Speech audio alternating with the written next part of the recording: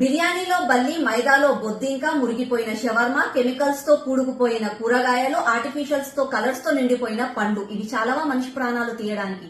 ఇవి ఎప్పుడో అడపాదడపా వినేవాళ్ళం, కానీ ఈ మధ్య కాలంలో ముఖ్యంగా మన జీహెచ్ఎంసీ పరిధిలో ఇవి మనం చాలా వింటున్నాము.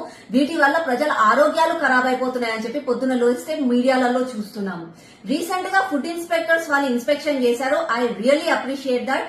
నేను మిమ్మల్ని కోరుకునేది ఒకటే, దయచేసి ఇవి మీరు డైలీ బేసిస్ లలో ఇన్స్పెక్షన్స్ చేయండి.